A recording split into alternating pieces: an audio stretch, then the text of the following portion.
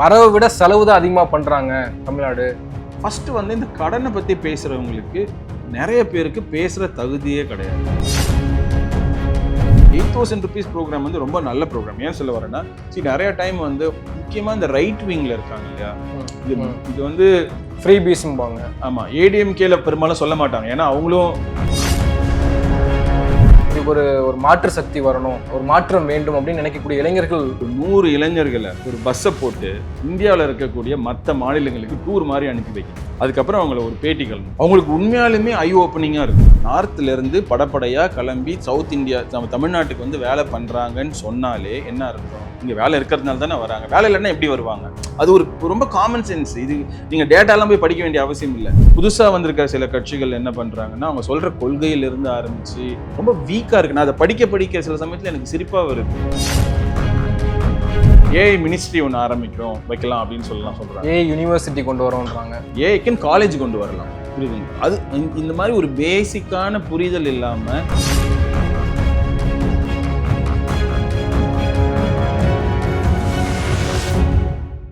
South beat நேயர்களுக்கு வணக்கம். இந்த நேர்காணலில் நாம் சிந்திக்கப்போவர் ட்ரீம் தமிழ்நாடு இயக்கத்தின் ஒருங்கிணைப்பாளர் திரு சுரேஷ் சம்பந்தம் அவர்கள். வணக்கம். வணக்கம். திமுக தேர்தல் அறிக்கை தயாரிப்பு குழுவில் வெளியிலிருந்து முதல் முறையாக நீங்கள் இடம்பெற்றிருந்தீங்க. அதுவே ஒரு முக்கியத்துவம் பெற்றிருந்தது. இவர் என்ன பண்ண போறாரு அப்படின்னு ஒரு பெரிய கேள்வி இருந்தது. ஆனால் நீங்கள் சொன்னது போல ஒரு அவுட் சோர்ஸ் திமுகவுக்கு தேவைப்பட்டது அப்படின்றதும் ஒன்று இருக்கு. ஆனால் மக்களுக்கு ஒரு பிரதான கேள்வி, ஏன் மீண்டும் ஸ்டாலின் வரணும், ஏன் அந்த ஆட்சி மீண்டும் வர வேண்டிய தேவை இருக்கு அப்படின்னு நீங்க நினைக்கிறீங்க?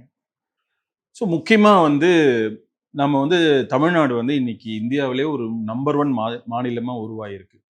பொருளாதாரத்தில் பார்த்தீங்கன்னு வச்சுக்கோங்களேன், 11.2% அந்த விழுக்காடு நமக்கு வந்து வளர்ச்சி போன வருஷம் மாத்திரம் நம்ம அடைஞ்சிருக்கோம். இப்போ இந்தியாவோட சராசரி வளர்ச்சி எடுத்து பார்த்துட்டிங்கன்னா மற்ற மாநிலங்கள்லாம் எடுத்து பார்த்தீங்கன்னா ஒரு 6% 7% இருக்குது. தமிழ்நாடு மாத்திரம்தான் டபுள் டிஜிட். அதே மாதிரி 2 மடங்கு வந்து வளர்ச்சி அதிகமாக இருக்குது. ஸோ இப்போ இந்த இருக்கிற government, Stalin government, DMK government ஏன் கண்டினியூ பண்ணணும்னா, இந்த வளர்ச்சியை நம்ம தக்க வச்சா மாத்திரம்தான் இந்த $1 trillion விஷனை நம்ம தமிழ்நாடு அடைய முடியும்.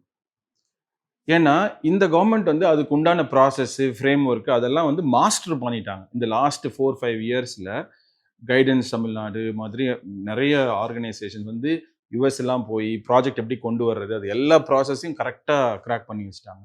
இதனால இந்த வளர்ச்சி நம்ம அடுத்து கொண்டு போனால் மாத்திரம்தான் நம்ம இந்த $1 trillion பிடிக்க முடியும்.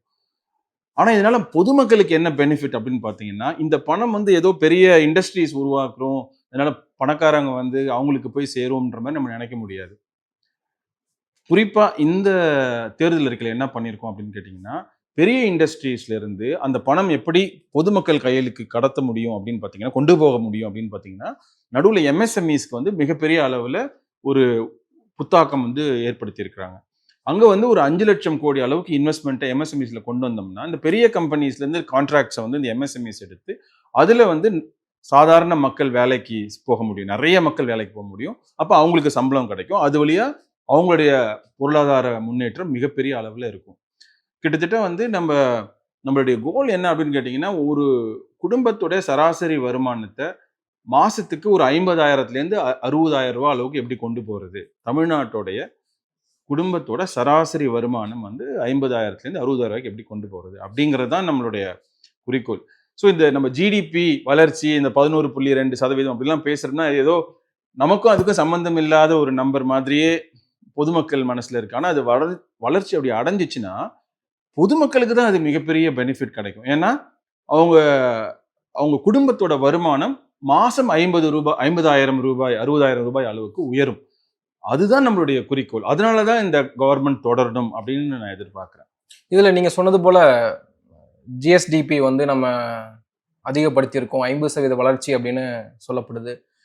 நீங்க சொன்னது போல இரட்டை இலக்கு வளர்ச்சியை நம்ம வந்து எக்கனாமிக் டெவலப்மெண்ட் கொடுத்துருக்குறோம் இந்த ஆட்சியில அப்படின்றப்போ, ஆனால் மக்களுக்கு அன்றாட தேவைகள், அன்றாட பிரச்சனைகள், சில விஷயங்கள விலைவாசி உயர்வு, ரோடு சரியா இருக்கணும், தண்ணி சரியா வருதா, கரண்ட் பில் ஏத்தாம இருக்கணும், இப்படியான அவங்களுடைய அன்றாட பிரச்சனைகள் இருக்கு இல்லையா, அது எப்படி ரெக்டிஃபை பண்ணிருக்கீங்களா இந்த தேர்தல் அறிக்கையில? பட் ஆக்சுவலா பாத்தீங்கன்னா, இதெல்லாம் நம்ம பத்திரிகையிலையும் இல்ல மீடியாலையும் இல்ல எதிர்கட்சிகளும் கண்டிப்பா பேசுறாங்க. ஓகேங்களா?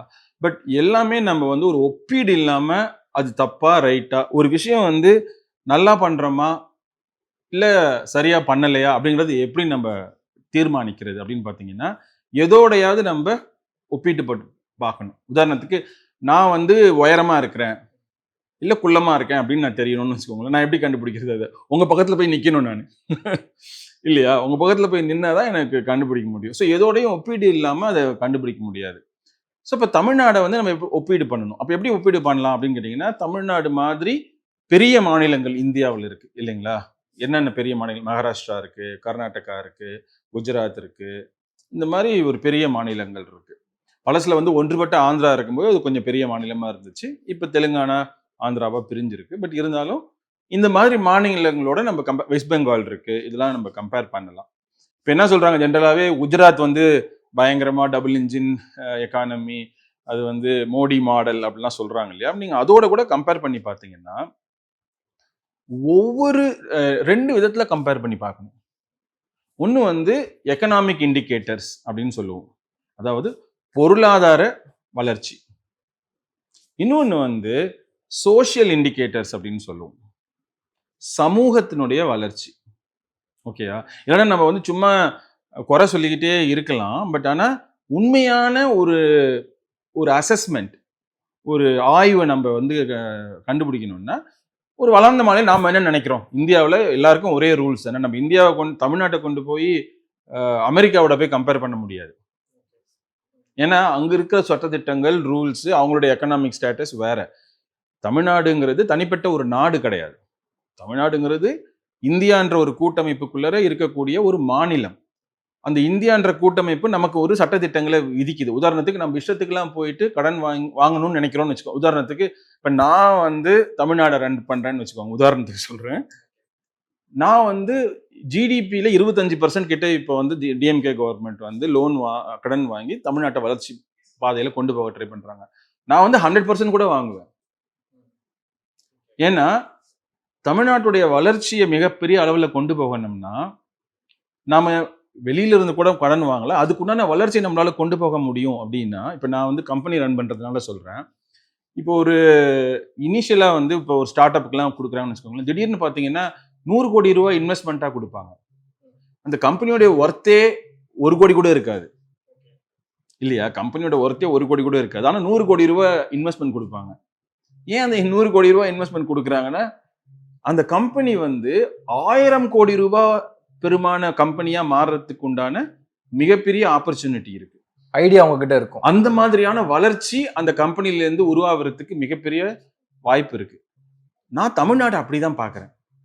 தமிழ்நாடு வந்து இன்னைக்கு 100% நீங்க கடன் வாங்கினா கூட தமிழ்நாட்டில் இருக்கக்கூடிய இன்ஃப்ராஸ்ட்ரக்சரை, வளங்களை, மக்கள் தான் நம்மளுடைய மிகப்பெரிய வளம். தமிழ் மக்கள், இளைஞர்கள் தான் மிகப்பெரிய வளம். அவங்கள வச்சுக்கிட்டு தமிழ்நாடை மிகப்பெரிய அளவில் வளர்க்க முடியும். ஆனா நம்மளால என்ன பண்ண முடியல? அந்த 25%, 26% மேல வாங்க முடியாது.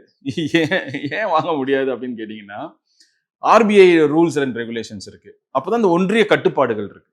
இந்த ஒன்றிய கட்டுப்பாடுகளுக்குள்ளார தமிழ்நாடு எப்படி வளர்ந்துருக்குன்னு பார்க்கணும்னா, குஜராத்தோட கம்பேர் பண்ணலாம், மகாராஷ்டிராவோட கம்பேர் பண்ணலாம். இப்படி கம்பேர் பண்ணி பார்க்கும்பொழுது எல்லா எக்கனாமிக் இண்டிகேட்டர்ஸ் அப்படின்னா என்ன? GSDP, growth rate, per capita income, investments, அதாவது வெளி மாநிலத்திலேருந்து கொண்டு வர இன்வெஸ்ட்மெண்ட்ஸ், வேலை வாய்ப்பு உருவாகிறது, அப்புறம் வந்து பெண்களுக்கான வேலை வாய்ப்பு உருவாகிறது.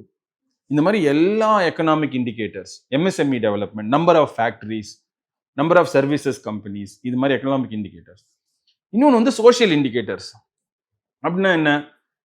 எத்தனை பேருக்கு வந்து பெண்களுடைய வளர்ச்சி, அதுக்கப்புறம் வந்து லா அண்ட் ஆர்டர், பீஸு, அப்புறம் குழந்தைகளோட நலம், எஜுகேஷன், இந்த மாதிரி எக்கச்சக்கமா இருக்கு. எல்லா தரவுகளிலுமே கழிந்த 5 வருடங்கள்ல இந்த அரசு வந்து மிக அதிகமான அளவுல ரிசல்ட் கொடுத்துருக்காங்க.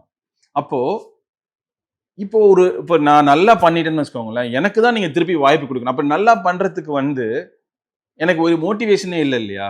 அடுத்து இப்போ நான் வந்து நீங்க என்ன சொல்றேன்? நான் வந்தா நல்லா பண்ணுவேன்னு சொல்லி உங்கள்கிட்ட ஓட்டு கேட்கிறேன். 2021 ஸ்டாலின் அவர்கள் கேட்டாங்க. அவங்கள நம்ம ஜெயிக்க வச்சுட்டோம். அதுக்கு தகுந்த மாதிரி அவங்க நல்லா பண்ணிட்டாங்க. இப்போ பண்ணதுக்கு நம்ம திருப்பி அவங்கள கொண்டு வந்து தானே ஆகணும். நல்லா பண்ணலன்னா நீங்க அவங்கள வந்து இல்ல நீ சொன்னது ஒண்ணு செஞ்சது ஒண்ணு, அதனால நான் உங்களை திருப்பியும் நான் உங்களை வர வைக்கல அப்படின்னு நீங்க சொல்லலாம். பட் சோஷியல் இண்டிகேட்டர்ஸ் எடுத்தாலும் சரி, எக்கனாமிக் இண்டிகேட்டர்ஸ் எடுத்தாலும் சரி, மிகப்பெரிய அளவுல இந்த கவர்மெண்ட் வந்து நல்லா பண்ணியிருக்காங்க. நெகட்டிவ்ஸ் ரொம்ப கம்மியா இருக்கு. நெகட்டிவ்ஸ் இல்லைன்னு சொல்ல வரல. ஸோ தமிழ்ல வந்து திருக்குறள்ல ஒண்ணு இருக்கு இல்லையா? குணம் நாடி குற்றம் நாடி அவற்றுள் மிகை நாடி மிக்க கொளல். அப்படின்னா பர்ஃபெக்டான ஒரு பர்சனே கிடையாது. நீங்களா இருந்தாலும் சரி, நானா இருந்தாலும் சரி, பர்ஃபெக்டான பர்சன் கிடையாது. 100% நம்மளுடைய கிடையாது. சின்ன சின்ன தவறுகள் அங்க நிறைய நடக்குது. ஆனா பெரும்பாலும் 90% தமிழ்நாடு மிக அழகாக, மிக நேர்த்தியாக வளர்ந்திருக்கிறது. அதே சமயத்துல தமிழ்நாட்டில் முக்கியமான விஷயம் என்னன்னா, வெறும் எக்கனாமிக், சோசியல் இண்டிகேட்டர்ஸ் மாத்திரம் இல்ல, நம்மளுடைய கல்ச்சரையும் நிறைய ப்ரொடெக்ட் பண்ணியிருக்காங்க. உதாரணத்துக்கு கீழடியோட இப்ப அங்க பெரிய கீழடியோட அந்த இது வந்திருக்கு இல்லையா, மியூசியம். மியூசியம். அது பார்த்தாலே பிரம்மாண்டமா இருக்கு. இந்த மாதிரிலாம் வந்து நான் வாஷிங்டன்ல தான் நான் பார்த்திருக்கேன். நான் ஃபர்ஸ்ட் வாஷிங்டன் போகும்போது அங்க வந்து மியூசியம் வந்து ஒரு மிகப்பெரிய ஒரு ரோடு இருக்கு. அங்க பாத்தீங்கன்னா வெறும் 20-30 மியூசியம் தான் இருக்கும். அங்கெல்லாம் பார்க்கும்போது நான் யோசிச்சிருக்கேன் வந்து இந்தியாவில் எப்பதான் இந்த மாதிரிலாம் நமக்கு வருமோ அப்படின்னு சொல்லிட்டு. தமிழ்நாட்டுல அந்த வருது அப்படிங்கிறது என்னால இமேஜின் கூட பண்ணி பார்க்க முடியல. போய் பாத்தீங்கன்னா உலக தரத்துல இருக்கு அந்த மியூசியம். அதே மாதிரி நம்ம லைப்ரரிஸ்லாம் பாருங்க. அண்ணா லைப்ரரி, அதுக்கப்புறம் நம்ம கலைஞர் லைப்ரரி, அப்புறம் பார்க் இங்க சென்னையில வந்து அந்த கலைஞர் பூங்கா இருக்கு இல்லைங்களா? அது பார்த்தீங்கன்னா, திடீர்னு நீங்க வந்து தமிழ் இந்தியாவுல இருக்கிற மாரியே ஒரு ஃபீலிங் இருக்காது. ரோப் கார் இருக்கு, கிளாஸ் ஹவுஸ் இருக்கு, அப்புறம் இந்த தொல்காப்பியர் பூங்கா புதுசா ஓப்பன் பண்ணியிருக்காங்க. எ எ எந்த எந்த ஆங்கிள்ல பார்த்தாலும் சரி, கலையா இருந்தாலும் சரி, இலக்கியமா இருந்தாலும் சரி, கல்ச்சரா இருந்தாலும் சரி, தமிழா இருந்தாலும் சரி, தமிழ் வளர்ச்சியா இருந்தாலும் சரி, எக்கனாமிக் இண்டிகேட்டர்ஸ், சோசியல் இண்டிகேட்டர்ஸ் எல்லா தரவுகளுமே நல்லா தானே பண்ணியிருக்காங்க. அப்ப அவங்கள தானே நம்ம திருப்பி கொண்டு வந்தாகணும். நீங்க சொன்ன மாதிரி யூ ஹேவ் மெனி டேட்டாஸ், நிறைய டேட்டாஸ் இருக்கு. ஏன் ஸ்டாலின் மீண்டும் வரணும் அப்படின்னு. ஆனா இளைஞர்கள் கிட்ட வந்து ஒரு ஒரு போதாமை, மீண்டும் வந்து எங்களுக்கு ஒரு ஒரு மாற்று சக்தி வரணும், ஒரு மாற்றம் வேண்டும் அப்படின்னு நினைக்கக்கூடிய இளைஞர்கள் அந்த மனநிலை வந்து இருக்கு. அதை பத்தி என்ன நினைக்கிறீங்க? இல்ல எல்லா காலத்துலயும் அது இருக்கும். ஆக்சுவலா எப்பயுமே வந்து ஆஹ், நம்ம நான் என்னோட பர்சனல் எக்ஸ்பீரியன்ஸ் சொல்றேன். தமிழ்நாட்டில் இருக்கிற வரைக்கும் தமிழ்நாடை பத்தியோ, தமிழை பத்தியோ நமக்கு அவ்வளோ பெரிய லவ்லாம் வராது. ஓகேங்களா? நீங்க தமிழ்நாட்டை தாண்டி நான் வந்து கர்நாடகாவில் இருந்தேன் கொஞ்ச நாளைக்கு. அப்பதான் ஃபர்ஸ்ட் வேலை கிடைக்கும் போது பெங்களூர்ல வேலை கிடைச்சிச்சு எனக்கு. அதுக்கப்புறம் தான் தமிழ்நாடு வந்தேன். நீங்க கர்நாடகாவில் இருக்கும்போது எனக்கு அப்பதான் வந்து ஐயோ நம்ம ஊருக்கு போகணும், தமிழ்ல பேசணும் அப்படிங்கிற தமிழ் மேல பற்று, தமிழ்ல பேர் வைக்கணும் அப்படின்னு இருக்கும். நீங்க இதுவே பார்த்தீங்கன்னா அமெரிக்காவில் இருக்கிற எல்லாரும் வீக்கெண்ட் வந்து அவங்க பசங்களை வந்து தமிழ் சொல்லி கொடுக்குறாங்க. ஆனா நம்ம ஊர்ல பாருங்க நம்ம இங்க இருக்கிறவங்க இங்கிலீஷ் மீடியம் ஸ்கூல்ல பார்த்து கரெக்டா போடுவாங்க. நம்ம தமிழை வந்து கொஞ்சம் பின்னுக்கு தள்ளிட்டு இங்கிலீஷ்க்கு வந்து முக்கியத்துவம் கொடுக்குறோம். ஆனா அதே அமெரிக்காவில் வாழ்ற தமிழர்கள் கஷ்டப்பட்டு சாட்டர்டே சண்டே அவங்க குழந்தைங்களை கார் வச்சு கூட்டு போய் ஒரு தமிழ் பள்ளியில போய் படிக்க வைக்கிறாங்க. ஏன்னா தமிழோட அருமை அவங்களுக்கு தெரியுது. எப்படின்னா அது இல்லாத பொழுதுதான் அதனோட அருமை தெரியுது. இளைஞரோட நிலைமையும் அதான். அவங்களுக்கு வந்து எல்லாமே இங்க கிடைச்சிருச்சு. அது அவங்களுக்கு என்ன கிடைக்கலன்றது அவங்களால ஆக்சுவலா புரிஞ்சுக்க முடியல. ஆக்சுவலா பாத்தீங்கன்னா அதான் நான் வந்து என்ன சொல்லுவேன்னா, ஒரு 100 இளைஞர்களை ஒரு பஸ்ஸை போட்டு இந்தியாவில் இருக்கக்கூடிய மற்ற மாநிலங்களுக்கு டூர் மாதிரி அனுப்பி வைக்கணும். மகாராஷ்டிரா, குஜராத், உத்தரப்பிரதேஷ், பீகார், ஒரு 10 மாநிலங்களுக்கு ஒரு 10-15 நாளைக்கு ஒரு பஸ்ஸை போட்டு 100 இளைஞர்களை நீங்க டூர் மாதிரி அனுப்பிட்டு அதுக்கப்புறம் அவங்கள ஒரு பேட்டி கலணும். கண்ணீங்கன்னா அவங்களுக்கு உண்மையாலுமே ஐ ஓப்பனிங்கா இருக்கும். உண்மையாலுமே தமிழ்நாடு வந்து ஒரு சிறப்பான இடத்துல இருக்கிறது அவங்களுக்கு ஆக்சுவலா தெரியல.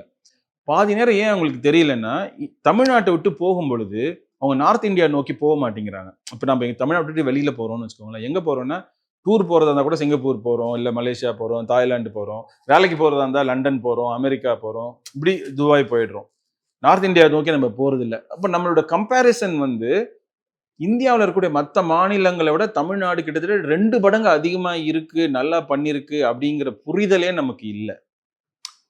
அதனால என்ன ஆயிடுச்சுன்னா அவங்களுக்கு அது கம்பேரே பண்ண தெரியாதனால ஏதோ மாற்றம் வந்தா நல்லா இருக்கும் அப்படின்னு நினைக்கிறாங்க. ஆனா அவங்க மாற்றம்னு நினைக்கக்கூடிய ஆட்கள் அப்படின்னு பாத்தீங்கன்னா ஒரு சைடு வந்து இருக்கக்கூடியவங்களுக்கு பழைய எக்ஸ்பீரியன்ஸ் இருந்தாலும் கடந்த 10 ஆண்டு காலத்துல ஏடிஎம்கே ஆட்சியில என்ன பண்ண முடியலையோ அது 5 ஆண்டு காலத்துல இந்த கவர்மெண்ட் பண்ணியிருக்காங்க. ஸோ அப்போ அவங்க ஆட்டோமேட்டிக்காக இவங்களுக்கு தான் நம்ம கிரெடிட் கொடுத்தாங்க.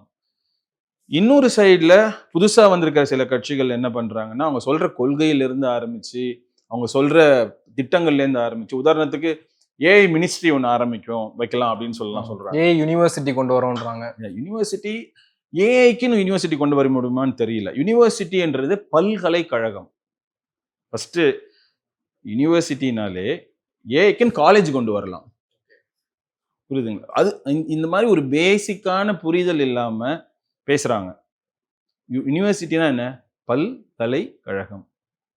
பல கலைகளை ஒன்றாக அடக்கி ஒரு ஆர்ட்ஸ், இன்ஜினியரிங், மெடிக்கல் எல்லாமே சேரும் பொழுதுதான் யூனிவர்சிட்டி, பல்கலைக்கழகம் அப்படிங்கிறதே ஒன்று உருவாகுது. ஏஐ யூனிவர்சிட்டி அப்படிங்கிறது இது இப்போ இளைஞர்கள் வந்து கொஞ்சம் கூட யோசிச்சு இது மாதிரி யோசிக்கவே மாட்டேங்கிறாங்கன்ற போதே எனக்கு ரொம்ப பதப்பதைக்குது மனசு. அவங்கெல்லாம் படிச்சிருக்காங்க, எல்லா இளைஞர்களும் படிச்சிருக்காங்க. யூனிவர்சிட்டினா என்ன? யூனிவர்சிட்டினா பேசிக்கான அண்டர்ஸ்டாண்டிங் பல்கலைக்கழகம். ஒரே ஒரு கலையை வச்சுக்கிட்டு பண்ணா அது காலேஜ், அது பல்கலைக்கழகம் இல்லை. இந்த மாதிரி இப்போ டிவிகேல சொல்ற ஒவ்வொரு பாயிண்ட்டுமே இந்த மாதிரி ரொம்ப ஃபவுண்டேஷனல் கேப்ஸ் இருக்கக்கூடிய பாயிண்ட்ஸா இருக்கு. வேலை இல்லாத இளைஞர்களுக்கு நாங்க வந்து ஊக்கத்தொகை கொடுக்குறோம் மாசம் மாசம். அதான் அது சொல்றாங்கல்ல. இப்போ இந்த வேலை இல்லா இளைஞர்களுக்கு நான் என்ன பண்ணேன், அது பார்த்துட்டு சரி ஓகே உண்மையாலுமே தமிழ்நாடு நிலைமை என்னவதான் இருக்கும் அப்படின்னு சொல்லிட்டு top 5 states in India, ChatGPT தான் இப்போ எல்லாருக்கிட்டும் இருக்கு இல்லையா, நீங்களே போய் போட்டு பாருங்க. தமிழ்நாட்டில் வந்து இந்தியாவில் வந்து டாப் 5 ஸ்டேட்ஸ் அன்எம்ப்ளாய்மெண்ட் இருக்க ஸ்டேட்ஸ் எது அப்படின்னு சொல்லி போட்டேன். சரி தமிழ்நாடு ஏதோ ஒரு இடத்துல வரும், இல்லை போய் பார்த்துக்கலாம், சரி எவ்வளோ பேருக்கு தான் வேலை இல்லைன்னு பார்த்தா அந்த டாப் 5ல தமிழ்நாடு வரல. சரி அப்புறம் டாப் 10 போட்டேன், டாப் 10லயும் வரல. ஆனால் அந்த டாப் 10லயும் வரல. சரி டாப் 15 போட்டேன், டாப் 15லயும் வரல. அப்புறம் டாப் 20 போட்டேன், டாப் 20லயும் வரல. அப்புறம் மொத்தமே 28 ஸ்டேட் தான் இருக்கு. சரி நம்ம இந்தியாவில் இருக்கிற எல்லா ஸ்டேட்டையும் வரிசைப்படுத்தி எனக்கு ஒரு டேபிள் மாதிரி காட்டுன்னு ChatGPTல கேட்டா தமிழ்நாடு 21வது இடத்துல வருது. இதுல இந்தியாவில் வேலை இல்லா திண்டாட்டம் இருக்கக்கூடிய மாநிலங்கள்ல 21வது இடத்துல லோ சிங்கிள் டிஜிட் பர்சன்டேஜ்ல இருக்கு. Low single. நமக்கு கீழே இருக்கிற மாநிலங்கள்லாம் குட்டி குட்டி மாநிலங்களா இருக்கு. மிசோராம் இந்த மாதிரி ரொம்ப பெரிய மாநிலங்கள் பெருசா இல்லை நம்ம கீழே இருக்கிறது. அப்போ அவ்வளோ பேர் தான் வேலை இல்லா திண்டாட்டம் இல்லாமல் இருக்க ஆளுங்களே இருக்காங்க. அப்போ அதவே புரிஞ்சுக்காம அதுக்கு வந்து நான் இதை இப்படி பண்றேன் அப்படின்னு சொல்லும்போது எந்த அளவுக்கு அதை ஆராய்ச்சி பண்ணியிருக்காங்க, எந்த அளவுக்கு அதை புரிஞ்சுக்கிட்டு அந்த தேர்தல் வாக்குறுதிகள்லாம் உருவாக்கியிருக்காங்கன்றது ரொம்ப வீக்கா இருக்கு. நான் அதை படிக்க சில சமயத்துல எனக்கு சிரிப்பா வருது. என்னன்னா சுத்தமா புரிஞ்சிக்காம அதை உருவாக்கி இருக்காங்க அப்படிங்கிறது நல்ல. பட் திமுகவுடைய தேர்தல் அறிக்கையிலும் வந்து வேலை வாய்ப்புகள் பத்தி இருக்குல்ல, வேலை வாய்ப்புகள் பத்தி இருக்கு. ஆனா அவங்க சொல்றது என்னன்னா வேலை வாய்ப்பு இல்லாத இளைஞர்களுக்கு தனியா ஏதோ ஒரு இந்த அமௌண்ட் தருவேன் அப்படின்னு சொல்றாங்க. பட் அதை பத்தி நம்ம சொல்லவே இல்லை. திமுகவோட தேர்தல் இருக்குல்ல அப்படிலாம் எதுவுமே சொல்ல. ஏன்னா நாம என்ன சொல்றோம்னா இருக்கிற இளைஞர்களுக்கு அதிகமான சம்பளங்கள் கொடுக்குற மாதிரியான வேலைகளை உருவாக்குவோம். ஏன்னா நிறைய வேலை வாய்ப்புகள் இல்லாம எப்படி நார்த் இந்தியால இருந்து இங்க வந்து வேலை பண்றாங்க. நார்த்ல இருந்து படப்படையா கிளம்பி சவுத் இந்தியா தமிழ்நாட்டுக்கு வந்து வேலை பண்றாங்கன்னு சொன்னாலே என்ன அர்த்தம்? இங்க வேலை இருக்கிறதுனால தானே வராங்க. வேலை இல்லைன்னா எப்படி வருவாங்க? அது ஒரு ரொம்ப காமன் சென்ஸ். இது நீங்க டேட்டாலாம் போய் படிக்க வேண்டிய அவசியம் இல்லை. எதற்கு வட மாநிலங்கள் இருந்து படையெடுத்து தமிழ்நாட்டை நோக்கி வருகிறார்கள்? வேலை இல்லைன்னா ஏன் வருவாங்க? வரமாட்டாங்க. அப்படின்னா வேலை எக்கச்சக்கமா இருக்கிறதுனால. இப்ப நாம ஏன் துபாய்க்கு போறோம்? அங்க நிறைய வேலை இருக்குன்னு போறோம். அதே மாதிரி தான் தமிழ்நாட்டுக்கு வட இந்தியால இருந்து வராங்க. அப்ப வேலை இருக்குன்றது உறுதியாயிடுச்சு. நாம என்ன சொல்றோம் நம்ம தேர்தல் அறிக்கையிலன்னா இந்த மாதிரி வேலைகள்லாம் நம்ம இளைஞர்கள் பண்ண விருப்பமாக இல்லை. அதனால அதிகமான சம்பளங்கள் ஈட்டக்கூடிய வேலைகளை உருவாக்கி கொடுப்போம் அப்படிங்கிறதா நம்ம தேர்தல் வாக்குறுதியில கொடுக்குறோம். எப்படி கொடுக்குறோம்னா 500 GCCs, அதாவது GCCஸ்னா குளோபல் கேப்பபிலிட்டி சென்டர்ஸ், அதாவது வெளிநாட்டில் இருக்கக்கூடிய மிகப்பெரிய நிறுவனங்கள் தமிழ்நாட்டில் வந்து செட்டப் பண்ணுவாங்க. அப்படி செட்டப் பண்ணாங்கன்னா அதுல மினிமம் சேலரியே 1 lakh per month இருக்கும். ஸோ ஏன்னா நம்ம ஆளுங்க 25,000 30,000 சம்பளம்லாம் அவ்வளோ எக்ஸைட்மெண்ட்டா இல்லை. அவங்க எல்லாருமே வந்து அட்லீஸ்ட் ஒரு 50,000 60,000 1 லட்சம் அப்படி சம்பாதிக்கணும்னு எதிர்பார்க்குறாங்க. அப்போ அந்த மாதிரி வேலைகளை எப்படி உருவாக்குறது அப்படிங்கிறது தான் இந்த 500 நியூ GCCs இன் தமிழ்நாடு அப்படின்னு சொல்லி போடுறோம். ஸோ ஸோ அப்ப எப்படி அதை போட முடியுதுன்னா நமக்கு இந்த புரிதல் இருக்கு, நிறைய வேலைகள் இருக்கு, ஆனா என்ட்ரி லெவல் ஜாப்ஸ் வந்து நம்ம ஆளுங்க பண்ண ரெடியா இல்ல, ஹையன் ஜாப்ஸ் தான் பண்ண ரெடியா இருக்காங்க. அப்ப அதை உருவாக்குவோம் அப்படின்னு நம்ம சொல்றோம். வேலையில்லா திண்டாட்டத்தை ஒழிப்போம் அப்படின்னு நம்ம சொல்றது இல்லை, ஏன்னா வேலை தான் நிறைய இருக்கே. ஸோ அப்போ அந்த மாதிரி ஆழமான புரிதல் வேணும் இல்லையா? அப்ப இந்த மாதிரி ஒரு பேசிக் அண்டர்ஸ்டாண்டிங் இல்லாம எப்படி அவங்க கையில போய் நம்ம ஆட்சியை கொடுக்கறது? பட் இண்டஸ்ட்ரீஸ் வந்து இந்த ஒவ்வொரு தேர்தலையும் வந்து இண்டஸ்ட்ரீஸுடைய ரோல் என்னவாக இருக்கு? அவங்க வந்து இப்போ ஒரு கவர்மெண்ட் ரன் ஆகுதுன்னா அந்த கவர்மெண்ட்டுக்கு சில கிரைட்டீரியா இருக்கும், சில வந்து விதிமுறைகள் இருக்கும், அதை தாண்டி நாங்கள் பண்ண மாட்டோம்னு இருக்கும். ஆனால் இண்டஸ்ட்ரீஸை கொண்டு வரும்போது அந்த அரித்மேட்டிக்லாம் செட் ஆகுதா? எப்படி நீங்க அதை பார்க்குறீங்க? இண்டஸ்ட்ரீஸ் வந்து லாஸ்ட் 5 இயர்ஸ்ல, அதாவது கடந்த 5 ஆண்டு காலத்துல இண்டஸ்ட்ரீஸ்ல வந்து 10 லட்சம் கோடி ரூபாய் அளவுக்கு வெளியிலிருந்து இன்வெஸ்ட்மெண்ட் வந்திருக்கு தமிழ்நாட்டுக்கு. ஸோ அதிலிருந்து மிகப்பெரிய அளவில் வேலை வாய்ப்புகள் உருவாயிருக்கு. டைரக்ட் அண்ட் இன்டைரக்ட் ஜாப்ஸ்ன்னு சொல்லுவோம், அதாவது நேரடி மற்றும் மறைமுக வேலை வாய்ப்புகள், அந்த எல்லாம் சேர்த்து 34 லட்சம் ஜாபுகள் ஏதோ உருவாயிருக்கு. இப்போ அடுத்த 5 வருஷம் என்ன பண்ணணும்னா 18 லட்சம் கோடியா அந்த அமௌண்ட்டை இன்க்ரீஸ் பண்றாங்க. நெக்ஸ்ட் 5 இயர்ஸ்க்கு 18 லட்சம் கோடி பெரிய நிறுவனங்கள் 18 லட்சம் கோடி புதுசா இன்வெஸ்ட்மெண்ட் கொண்டு வர்றது பிளான். அதுக்கு அடுத்தது இன்னொரு 5 லட்சம் கோடி எம்எஸ்எம்இஸ்க்கு கொண்டு வர்றது. ஏன்னா போன 5 வருஷத்துல எம்எஸ்எம்இஸ்க்கு ஸ்பெசிஃபிக்கா இத்தனை லட்சம் கோடி இன்வெஸ்ட்மெண்ட் கொண்டு வருவோம் நம்ம பிளான் பண்ணல. இந்த தடவை எம்எஸ்எம்இஸ்க்கு ஸ்பெசிஃபிக்கா ஒரு 5 லட்சம் கோடி. ஸோ 5 லட்சம் பிளஸ் 18 லட்சம் கிட்டத்தட்ட 23 லட்சம் கோடி ரூபாய் வெளியிலிருந்து இன்வெஸ்ட்மெண்ட் தமிழ்நாட்டுக்கு நோக்கி வருது. இதெல்லாம் புரிஞ்சுக்கிறதுக்கே ஒரு மிகப்பெரிய நாலேஜ் வேணும், டீம் வேணும்.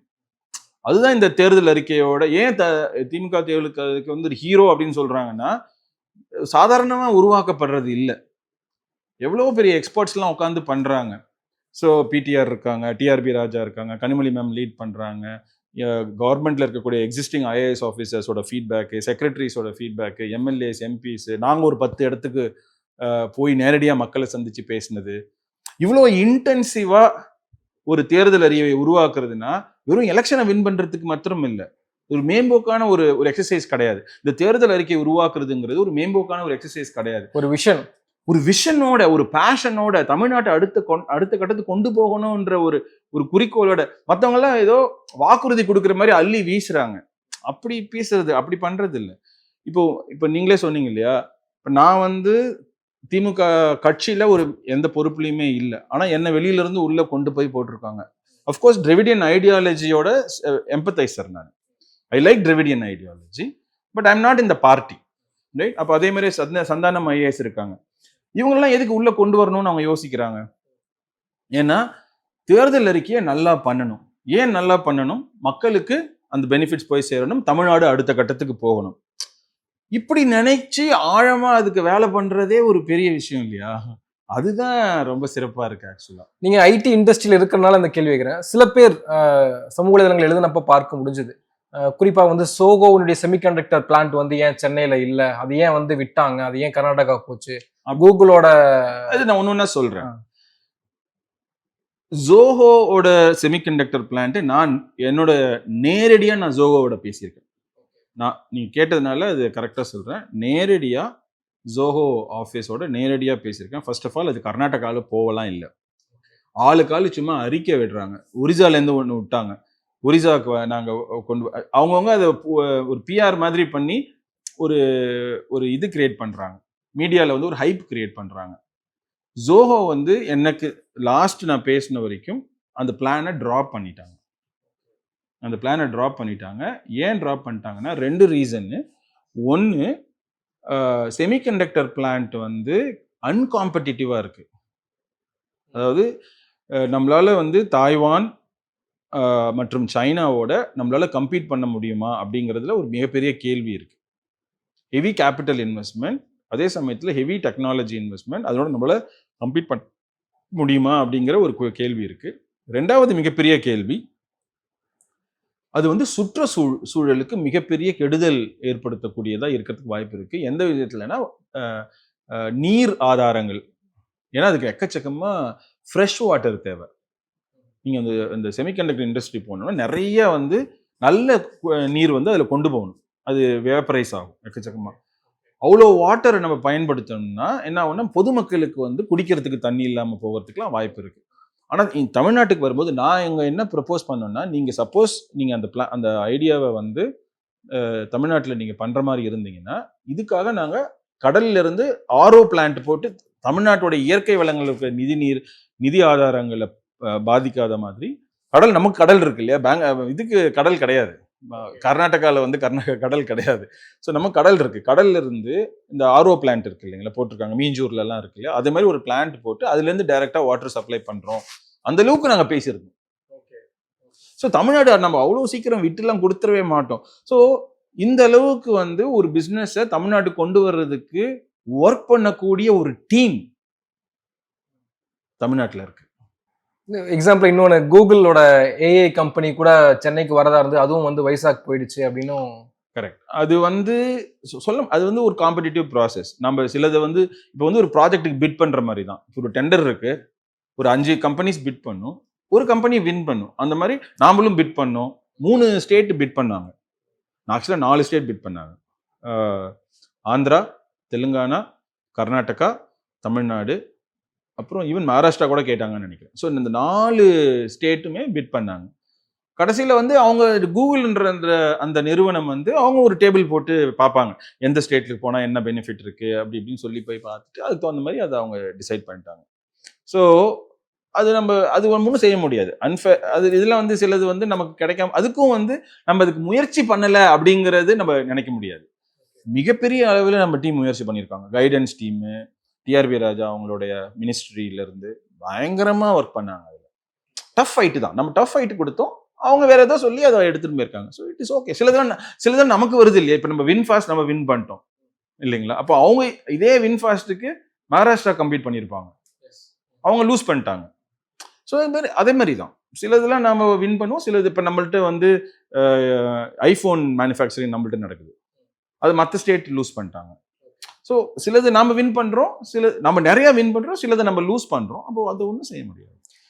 நீங்க சொன்னதுலேருந்து சுற்றுச்சூழல் சார்ந்து சில விஷயங்கள் யோசிக்க வேண்டியதா இருக்கு. இண்டஸ்ட்ரி டெவலப்மெண்ட்ஸ் அப்படின்னு சொல்றப்போ நீங்க ஜிசிசி நிறைய கம்பெனிஸ் எல்லாம் வருது அப்படின்றப்போ ஒரு விமர்சனம் முன்வைக்கப்படும். இப்போ பரந்தூர் எக்ஸாம்பிளா, பரந்தூர் ஏர்போர்ட் கூட வந்து டெவலப்மெண்ட் ஓரியன்டா தான் பார்க்க வேண்டியதா இருக்கு. ஆனால் அங்கேயும் சுற்றுச்சூழல் அதை வச்சு ஒரு அரசியல் பண்ணப்பட்டுச்சு. கரெக்ட். அது அந்த ஓரியன்டாவும் தேர்தல் அறிக்கையிலாம் நீங்க மிக மிக அருமையான கேள்வி கேட்டிருக்கீங்க. ஏன் அப்படி சொல்றேன்னா, ஃபர்ஸ்ட் இந்த ஜிசிசிஸ்னால இது வந்து ஃபேக்டரிஸ் கிடையாது. ஜிசிசிஸ் இது எல்லாமே வந்து ஐடி கம்பெனி மாதிரியான ஒரு கம்பெனி. இதுல வந்து சுற்றுச்சூழல் பாதிக்காது. First point. அஃப்கோர்ஸ் இல்லை ஃபேக்ட்ரிஸ்லாம் பண்ணும்போது இப்போ வின்ஃபாஸ்ட் இல்லை அந்த மாதிரி ஏதோ ஒரு ஃபேக்ட்ரிஸ் கொண்டு வரோம்னு வச்சுக்கோங்களேன், வின்ஃபாஸ்ட்ல எந்த ப்ராப்ளமும் வரல. பட் ஐம் ஜஸ்ட் சேயிங் அந்த மாதிரி ஒரு ரெகுலர் ஃபேக்டரி கொண்டு வர்றதுக்கு வாய்ப்பு இருக்கு. ஆனால் அதையும் நம்ம சாதாரணமாக எடுத்துக்கிறது இல்லை. அதனால தான் இந்த தேர்தல் அறிக்கையில் என்ன பண்ணோம் அப்படின்னு கேட்டிங்கன்னா, கார்த்திகேய சிவசேனாதிபதி இருக்காரு, அவருடைய மெயின் ரோலே என்ன அப்படின்னு கேட்டிங்கன்னா, அவரு வந்து சுற்றுச்சூழல் அணி ஜெக்மேட் மாதிரி அவரு வந்து விடமாட்டாரு. நாங்க வந்து எந்த ப்ராஜெக்ட் சொன்னாலும், சுரேஷ் அதனால சுற்றுச்சூழலுக்கு என்ன பிரச்சனை வரும், நான் ஏதாவது இண்டஸ்ட்ரியில இருந்து ஏதாவது சொல்றேன்னு வச்சுக்கோங்களேன், உடனே அவர் அங்கேருந்து அவர் ஒரு ரெட் பிளாக் காட்டுவார். சுரேஷ் அதனால ஏதாவது சுற்றுச்சூழலுக்கு என்ன பிரச்சனை வரும்னு அப்புறம் நாங்க ஒரு அனலைஸ் பண்ணி, இல்ல கார்த்தி இந்த மாதிரி தான், அது பிரச்சனை இல்லை, ஒன்றும் ஆகாது. ஸோ இப்படிப்பட்ட ஒரு தேர்தல் அமைப்பு குழு எந்த கட்சியில வச்சிருக்காங்கன்னு நீங்க சொல்லுங்க. ஸோ இந்த குழுவை உருவாக்குறதுலே ஒரு மிகப்பெரிய ஒரு மாஸ்டர் ஸ்ட்ரோக் இருக்கு இல்லைங்களா. ஸோ கார்த்தி இருக்காரு, பிடிஆர் இருக்காங்க, அவங்களுக்கு வந்து ஃபைனான்ஸ் தெரியும், அதே சமயத்துல எக்கனாமிக்ஸ் தெரியும். டிஆர்பி ராஜா இருக்காங்க, அவங்களுக்கு இண்டஸ்ட்ரி தெரியும். நான் இந்த IT plus industry plus MSME இது 3மே நான் நிறைய தொடர்ந்து பண்ணிட்டு இருக்கேன். அது எனக்கு என்னோட வெளி உலக பார்வைன்னு சொல்லுவோம் இல்ல, அந்த மாதிரி ஒரு அவுட் சைட் த பாக்ஸ் திங்கிங்காக நான் உள்ள போயிருக்கேன். இந்த மாதிரி ஒவ்வொரு பொலிட்டிக்கலா பேசுறதுக்கு மேம் இருக்காங்க. ஏன்னா அல்டிமேட்ல தேர்தல் அறிக்கைக்குள்ள வெறும் எக்கனாமிக் மாத்திரம் பேச முடியாது, ஏன்னா எலெக்ஷனை வின் பண்ணி ஆகணும். அப்போ அதுக்கு ஒன்று பொலிட்டிக்கலான அஜெண்டாவும் அதில் கண்டிப்பாக இருந்தாகணும். தேர்தல் அறிக்கை அப்படிங்கிறது பொலிட்டிக்கல் அஜெண்டாவும் எக்கனாமிக் அஜெண்டாவும் சேர்ந்தது தான் ஒரு தேர்தல் அறிக்கை. நீங்க சொன்னது போல தேர்தல் அறிக்கையில வந்து எலெக்ஷன் ஓரியன்டாவும் பார்க்கணும், விஷன் இருந்தாலுமே கூட சில விஷயங்கள், இப்போ எக்ஸாம்பிளா 8000 ரூபாய் கூப்பன் நாங்கள் கொடுக்குறோம் அப்படின்னு சொன்னது தேர்தலில் நிறைய இடங்கள்ல பிரச்சாரமும் பண்றாங்க. ஆனா நீங்க பெக்குலரா வந்து இந்த விஷயம் வந்து நான் நிஜமாவே வந்து மாஸ்டர் ஸ்ட்ரோக் தான் இது அப்படின்னு சொல்லக்கூடிய திட்டம் இது தேர்தல் அறிக்கையில? இந்த சோஷியல் ப்ரோக்ராம்ஸ் தான் சொல்லுவோம். உதாரணத்துக்கு அந்த 8000 ரூபாய் ப்ரோக்ராம் வந்து, ஏன்னா மக்களுக்கு வந்து அது இம்மீடியட்டா ஸ்ட்ரைக் ஆகக்கூடிய விஷயம். இப்போ இந்த எக்கனாமிக் ப்ரோக்ராம்ஸ்லாம் பார்த்தீங்கன்னா சில சில விஷயங்கள்லாம் வந்து கையில காசு வாயில தோசைன்னு சொல்லுவோம்ல, அந்த மாதிரியான விஷயங்கள் உடனே மக்களுக்கு வந்து ஒரு எக்ஸைட் ஆயிடுவாங்க. இப்போ இந்த 8,000 ருபீஸ் கூப்பனுங்கிறது அந்த மாதிரியான விஷயம். சில விஷயம்லாம் வந்து ஜிம்முக்கு போற மாதிரி. ஜிம்முக்கு போற மாதிரினா என்ன, ஒரு நாளைக்கு ஜிம் போனா பாடி பில்ட் ஆயிருமா? ரெகுலரா ஒரு வருஷம் பில்டு போகணும். டெய்லி பண்ணணும். கரெக்டா ஏஞ்சி நீங்க 7 மணிக்கு தூங்கி ஏஞ்சி கரெக்டா ஜிம்ல போய் உட்காந்து ஒரு 1.25 மணி நேரம் போட்டு திருப்பியும் வந்து ஃபிட்னஸ் ரெடி பண்ணணும். ஸோ அது வந்து ஒரு லாங் ஒர்க் பண்ணணும். எக்கனாமிக் இம்பாக்ட் எல்லாமே இந்த மாதிரி ஜிம்முக்கு போற மாதிரி நல்லா உழைக்கணும். ஆனா அது மக்களுக்கு உடனடியாக அது பயன் தெரியாது. உடனடியாக தெரிகிற ப்ரோக்ராம்ஸ்லாம் இந்த மாதிரி 8,000 ருபீஸ் கூப்பன் ப்ரோக்ராம்ஸ்லாம் இமீடியட்டா அவங்களுக்கு பெனிஃபிட் கிடைக்கும். ஆனால் 8,000 ருபீஸ் ப்ரோக்ராம் வந்து ரொம்ப நல்ல ப்ரோக்ராம். ஏன் சொல்ல வரேன்னா, நிறைய டைம் வந்து முக்கியமா இந்த ரைட் விங்ல இருக்காங்க இல்லையா, இது வந்து ஃப்ரீ பீஸ்ம்பாங்க. ஆமா, ஏடிஎம்கேல பெரும்பாலும் சொல்ல மாட்டாங்க. ஏன்னா அவங்களும் அவங்க 10,000 ரூபாய் கொடுக்குறேன்னு சொல்லியிருக்காங்க. ஸோ அவங்க சொல்ல மாட்டாங்க. அவங்களுக்கு தெரியும் சோஷியல் ப்ரோக்ராம்ஸ்னா என்ன அப்படின்னு தெரியும். அவங்க தலையிலே மண் வாரி போட்டுக்க மாட்டாங்க. ஸோ அதனால அவங்க சொல்றது கிடையாது. ஜென்ரலா ரைட் விங்ல இருக்கிறவங்க அதை சொல்லுவாங்க, ஃப்ரீ பீஸு அப்படி மக்களை நீங்க சோம்பேறி ஆக்குறீங்க, என்னது இந்த மீன் பிடிக்க கற்றுக் கொடுங்க, மீன் கொடுக்காதீங்க, இந்த மாதிரி சொல்றாங்க. கொஞ்சம் என்டிகேல இருந்தும் அந்த மாதிரி சொல்றாரு நம்ம சீமான் அவர்கள் கொஞ்ச நாள் சொல்றாரு. பட் அதெல்லாம் கொஞ்சம் புரிதல் இல்லாத ஒரு தன்மையா நான் பாக்குறேன் என்னுடைய சைட்ல இருந்து. இப்ப நான் வந்து ஒரு கம்பெனி ரன் பண்றேன், என்ன நினைப்பாங்க எல்லாரும், ஒரு கேபிட்டலிஸ்ட் மாதிரி தான் நான் பேசணும். ஆனா நான் வந்து கேபிட்டலிஸ்ட் மாதிரி ஒரு கம்பெனி ரன் பண்ணாலும் சோஷியலிஸ்டிக்கா பார்க்க வேண்டிய ஒரு ஒரு நெசசிட்டி ஒவ்வொரு குடிமகனுக்கும் இருக்கு. அது சிஇஓ இருந்தாலும் சரி, ஒரு ஆர்டினரி ஆளா இருந்தாலும் சரி, ரெண்டு பேருக்கு. அப்படி பார்க்கும் பொழுது இப்போ நான் கம்பெனி ரன் பண்றேன். எதுக்கு ரன் பண்றேன்னா ப்ராஃபிட் ரெடி பண்றதுக்கு. இப்போ ப்ராஃபிட் வந்துச்சுன்னா அது யாருக்கு போய் சேரும்? முதலாளிக்கு தானே, அந்த ஷேர் ஹோல்டர்ஸ். ஓகே. இப்போ எங்க கம்பெனியில வந்து ஷேர் ஹோல்டர்ஸ் நான் மாத்திரம் கிடையாது, எம்ப்ளாயிஸும் இருக்காங்க. ஸோ இப்போ ஒரு ப்ராஃபிட் வந்துச்சுன்னா அந்த பெனிஃபிட் வந்து அந்த எம்ப்ளாயிஸ்க்கு போய் சேரும். ஓகேங்களா? ஓகே. ஸோ அதே மாதிரி தான் இப்போ நான் ஸ்டேட்டை ரன் பண்றேன். ஸ்டேட்டை ரன் பண்ணா ஸ்டேட்ன்றது ஒரு கம்பெனி மாதிரி ரஃபா வச்சுக்கோங்களேன். அதுல இருந்து வர்ற ப்ராஃபிட் யாருக்கு போய் சேரணும்? மக்களுக்கு தான். மக்களுக்கு போய் சேரணும் இல்லையா? மக்களுக்கு எப்படி போய் கொடுப்பீங்க? அதுதான் இந்த சோஷியல் ப்ரோக்ராம்ஸ். ஏன்னா சாமானிய இப்போ ஒரு பணக்காரங்க, மிடில் கிளாஸ், அப்பர் மிடில் கிளாஸ்லாம் கவர்மெண்டோட இன்ஃப்ராஸ்ட்ரக்சர்ல ஸ்பெண்ட் பண்றாங்கல்ல. இப்போ வந்து ஒரு அழகான ஒரு ரோடு போடுறீங்க, அதுல கார் ஓட்டி போறது யாரு? நான் ஓட்டு போறேன், ஓகேவா? ஆனா அதுக்கு உண்டான டாக்ஸ் யாரு கட்டினா? ஆர்டினரி மக்கள் கூட கட்டியிருக்காங்க. ஏன்னா ஜிஎஸ்டி 18% கட்டுறோம்னு வச்சுக்கோங்களேன். நீங்க எதை வாங்கினாலும் அதுல 18% கிட்டத்தட்ட ஜிஎஸ்டி இருக்கு. இப்போ நீங்க ஒரு ஏழையா இருந்தாலும் ஒரு கடையில போயிட்டு ஏதோ ஒரு பொருள் வாங்குறீங்கன்னா அதுல 18% டாக்ஸ் இருக்கு. ஸோ அவன் டாக்ஸ் கட்டாமலாம் இல்லை. நம்ம என்ன சொல்றோம், நீ என்ன டாக்ஸ் கட்டுறியா அப்படிலாம் அவனை எதிர்த்து கேள்வி கேட்குறோம். ஒரு நீ என்ன சாதாரண நாள் தானே, நான் தான் டாக்ஸ் கட்டுறேன், நீ என்ன டாக்ஸ் கட்டுற? இல்லை, அவன் ஜிஎஸ்டி கட்டுறான்.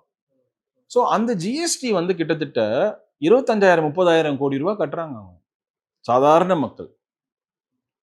அந்த பணம் அவங்களுக்கு எப்படி போய் சேர்றது திருப்பி? அவங்களுக்கு அதனால என்ன, அவங்க காரை வாங்குறாங்க. இந்த நீங்க அழகா போடுற பலன்னு போடுற ரோடு இருக்கு இல்லையா, அந்த ரோட்ல அவங்களா போறாங்க. நீங்க ஏர்போர்ட் கட்டுறீங்கல்ல, ஏர்போர்ட்ல யார் போறா? அவங்கள பயணிக்கிறாங்க. எல்லாம் பணக்காரங்க தானே போறீங்க. பணக்காரங்க ஏர்போர்ட் யூஸ் பண்றாங்க, பணக்காரங்க நல்ல கார் வாங்குறாங்க, பணக்காரங்க அந்த காருக்கு உண்டான ரோடை யூஸ் பண்றாங்க. எல்லா இன்ஃப்ராஸ்ட்ரக்சரும் கடைசியில யூஸ் பண்றதெல்லாம் பணக்காரங்க தான் யூஸ் பண்றாங்க. ஸோ இந்த இப்படிப்பட்ட வளர்ச்சி அடைந்த தமிழ்நாட்டில இருந்து சாதாரண மக்களுக்கு அந்த பயன் எப்படி போய் சேருதுன்னா, இதுதான் சோஷியல் டிவிடெண்ட்ஸ்னு சொல்லுவோம். எப்படி கம்பெனியில டிவிடெண்ட் கொடுப்பாங்க, அதாவது ஒரு ப்ராஃபிட் வந்துடுச்சுன்னா ஷேர் ஹோல்டர்ஸ்க்குலாம் டிவிடெண்ட் கொடுப்பாங்க. இப்போ நம்மளுடைய ஷேர் ஹோல்டர் ஸ்டேட் லெவலில் மக்கள் தான் நம்மளுடைய ஷேர் ஹோல்டர்ஸ். ஸோ அதனால தான் இந்த அரசு என்ன பண்ணுறாங்க அப்படின்னு கேட்டிங்கன்னா, இதிலிருந்து வரக்கூடிய நன்மைகளை, பெனிஃபிட்ஸை சோஷியல் டிவிடெண்ட்ஸாக 8,000 ருபீஸ் ஸ்கீமு, மகளிர் உரிமை தொகை, மகளிருக்கான இலவச பஸ் பயணம், பெண் குழந்தைகளுக்கு வந்து தங்குறதுக்கு விடுதி, ஐஏஎஸ் படிக்கிறதுக்கு உண்டான கோச்சிங், இப்படி வந்து இதெல்லாம் வந்து பயங்கரமான ப்ரோக்ராம்ஸ். ஆனால் எடப்பாடி அவர்கள் வந்து ஒரு இதில் சொல்லியிருப்பாரு, ஸ்டாலின் என்னென்ன திட்டம்லாம் போட்டிருக்காருன்னு. அந்த லிஸ்ட் பார்த்தாலே மிரள்ற மாதிரி இருக்கு. அவர் ஒரு கிரிட்டிசைஸ்க்காக சொல்லியிருப்பாரு, பட் ஆனால் அந்த லிஸ்டே வந்து ஃபைனலாக ரொம்ப இம்ப்ரெசிவாக இருந்துச்சு. ஸோ அவரே சொல்ல வச்சிருச்சு அந்த லிஸ்ட். சோஷியல் என்ரிச்மெண்ட் பத்தி நிறைய சொன்னீங்க. ஆனால் பிஜேபி சொல்வது போல இவங்க வந்து வரவை விட செலவு தான் அதிகமா பண்றாங்க. தமிழ்நாடு வரவு கம்மியா தான் இருக்கு, ஆனா செலவு அதிகமா பண்றாங்க, அதனால கடன் அதிகரிக்குது அப்படின்னு தேர்தல் பிரச்சாரத்துல கூட சொல்றாங்க. அதை பத்தி உங்களுடைய கருத்து என்ன? கரெக்ட். இந்த கடன் பத்தி தொடர்ந்து பேசிட்டே இருக்காங்க. அதை பத்தி நம்ம ஒரு விரிவா சொல்லணும்னு நினைக்கிறேன். அதை சொல்லிட்டு மேபி முடிச்சுக்கலாம். ஃபர்ஸ்ட் வந்து இந்த கடனை பத்தி பேசுறவங்களுக்கு நிறைய பேருக்கு பேசுற தகுதியே கிடையாது. தகுதின்றதை விட புரிதல் கிடையாதுன்னு சொல்லுவோம். தகுதின்றதை விட புரிதல் கிடையாது. ஏன்னா அவங்களுக்கு எல்லாமே வந்து மேக்சிமம் மைக்ரோ எக்கனாமிக்ஸ் தான் தெரியும். மைக்ரோ எக்கனாமிக்ஸ்னா என்னன்னா வீட்டு கணக்கு. ஒர்ஸ்டா என்ன பண்ணியிருப்பாங்கன்னா மேபி கம்பெனியை ரன் பண்ணியிருப்பாங்க. அந்த கம்பெனியை எப்படி வரவு செலவு பார்க்கறதுன்னு பார்த்துருப்பாங்க. 2 பிஸ்னஸ் ரன் பண்ணியிருப்பாங்க. அதுக்கு அளவு செலவு பார்க்க தெரியும், இல்லை வீட்டு கணக்கு பார்க்க தெரியும். இது வந்து கால் மைக்ரோ எக்கனாமிக்ஸ். மேக்ரோ எக்கனாமிக்ஸே அவங்களுக்கு சுத்தமாக தெரியாது. தமிழ்நாட்டில் மேக்ரோ எக்கனாமிக்ஸ் தெரிஞ்சவங்க 100 கணக்கில் தான் இருக்காங்க. அவங்கெல்லாம் சோஷியல் மீடியாவில் இந்த மாதிரி பேசவே மாட்டாங்க. இந்த சோஷியல் மீடியாவில் அஃப்கோர்ஸ் பொலிட்டீஷியன்ஸில் நிறைய பேருக்கு மேக்ரோ எக்கனாமிக்ஸ் தெரியாது. நிறைய எம்எல்ஏஸ் நிறைய எம்பிஸ்க்கே தெரியாது. எடப்பாடி அவர்களுக்கு தெரியுமானே எனக்கு தெரியல. ஓகேங்களா?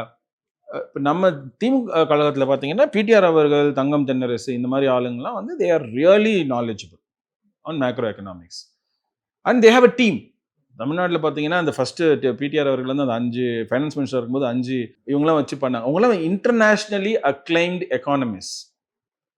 ஸோ இந்த மேக்ரோ எக்கனாமிக்ஸில் பார்த்தீங்கன்னா கடன் ஒரு ஒரு ஒரு எக்கானமி எவ்வளோ கடன் வாங்கலாம்னா, இப்போ அமெரிக்கா பார்த்தீங்கன்னா அவங்க பொருளாதாரம் எந்த அளவுக்கு பெருசோ அதை விட அதிகமாக கடன் வாங்குறாங்க. ஆனால் இன்னைக்கு அமெரிக்கா வளர்ந்த நாடாக தானே இருக்கு. உலகமே அமெரிக்காவில் கை கட்டி தானே நிற்கிது. அமெரிக்காவோட எக்கானமி 100 ரூபான்னா அவங்க 200 ரூபா கடன் வாங்குறாங்க. நாம எக்கானமி 100 ரூபான்னா நாம 25 ரூபா தான் கடன் வாங்குறோம். நம்மளுடைய பொருளாதாரத்துல வெறும் 25% தான் நம்ம கடன் வாங்குறோம். இது ஆர்பிஐ விதிக்கப்பட்ட, ரஃபா சொல்றேன், 25 ரஃபா 26 27 ஆர்பிஐ விதிக்கப்பட்ட அந்த குறியீடுகளுக்கு உள்ளுக்குள்ளாலதான் நம்ம பண்ணிக்கிட்டு இருக்கோம் ஃபர்ஸ்ட்.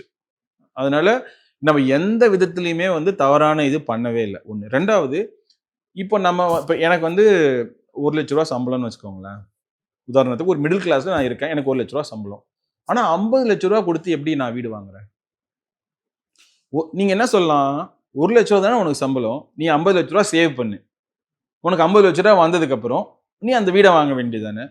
50 டைம் உன்னோட வருமானம் 1 லட்சம், ஆனா நீ வாங்குற வீடோட விலை 50 லட்சம். நீ 50 மடங்கு உன் வருமானத்தை விட அதிகமா எது கடன் வாங்கி வீடு வாங்குற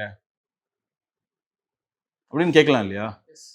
ஏன் பண்ண முடியுதுன்னா, இந்த 1 லட்ச ரூபா சம்பளத்துக்கு இந்த 50 லட்ச ரூபாய்க்கு நீங்க 25,000 ரூபாய் இது கட்டினாலே போதும். வட்டி கட்டணும், லோன் கட்டினாலே போதும். சோ எனக்கு சர்வீசிங் கேப்பபிலிட்டின்னு பேரு. அப்படின்னா நான் வந்து இன்னும் 20 வருஷம் வெயிட் பண்ண தேவையில்லை. ஒரு பயனை அடையறதுக்கு 20 வருஷம் வெயிட் பண்ணி சேவ் பண்ணி குருவி சேர்க்கிற மாதிரி சேர்த்து அதுக்கப்புறம் 50 லட்சம் வயசாகி நான் செத்தே போயிடுவேன். அதோட விலையும் பயங்கரமா அதிகமாயிரும். அப்போ 25 வருஷம் கழிச்சு அடைய வேண்டிய பயனை நம்ம இன்னைக்கே அடையலாம். அதுக்கு உண்டான வழிதான் கடன் வாங்கி அந்த பயனை மக்களுக்கு இன்னைக்கே கொண்டு போய் எப்படி கொடுக்கறது, அது கொடுத்துட்டு அதுக்கு வட்டி கட்டுறதுக்கும் அதனுடைய பிரின்சிபலை கட்டுறதுக்கு நமக்கு வழிவகை இருக்கா, இருந்துச்சுன்னா அதை வாங்கலாமா அப்படிங்கிறத கால்குலேட் பண்ணி வாங்கப்பட்ட கடன்கள் இது. மக்களுடைய இன்னைக்கு அவங்களுக்கு அந்த பெனிஃபிட்டை கொண்டு போய் கொடுக்கறது எப்படி?